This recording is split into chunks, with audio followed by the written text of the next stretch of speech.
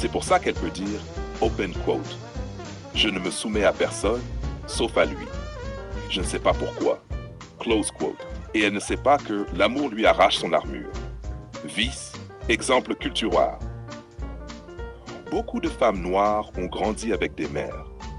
Fortes, dures, fatiguées, dévouées, éteintes dans leur féminité, seulement actives dans leurs responsabilités. Elles ont vu la mère se soumettre au patron, la mère gérer le foyer, la mère protéger la famille, mais jamais la mère s'abandonner à un homme. Donc quand elles rencontrent le mec qui réveille leur féminité profonde, elles ne comprennent pas ce qui leur arrive.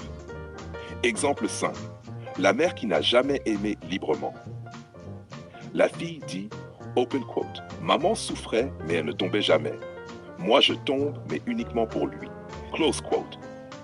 La soumission émotionnelle est un terrain que leur mère n'a jamais montré, donc elles le vivent pour la première fois adulte. Conclusion. La règle absolue version femme noire. Si je devais résumer, une femme noire se soumet par amour. Elle se soumet par survie au travail. Elle négocie dans le mariage. Elle s'abandonne à l'homme qu'elle admire. Elle résiste à l'homme qu'elle ne craint pas. La femme noire ne se soumet jamais par devoir. Elle se soumet là où elle ressent, pas là où on l'attend. Elle peut être dure, forte, indépendante. Mais si un homme touche son âme, son essence, sa féminité profonde, alors là, sa puissance devient douceur. Sa force devient vulnérabilité et sa voix devient murmure. Parce que la femme noire, quand elle aime vraiment, elle ne combat plus, elle suit. Sitch puissante et psychologique. Illustration, la soumission au cas par cas. Imagine une femme, appelons-la Nadia. 1.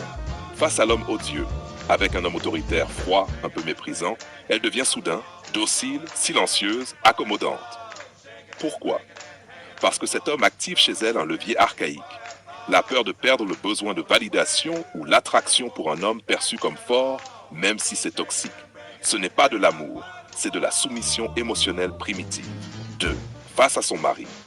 Avec son mari gentil, stable, respectueux, elle devient contestataire, exigeante, indépendante, jamais satisfaite. Pourquoi? Parce qu'avec lui, elle se sent en sécurité. La sécurité crée la possibilité de parler, la possibilité de s'opposer, la possibilité de tester les limites. Ce n'est plus de la soumission émotionnelle, mais de la négociation affective. 3. Face au patron, au travail, la même femme qui discute tout à son mari devient disciplinée, obéissante, silencieuse. Pourquoi? Parce que l'entreprise active un troisième moteur, la dépendance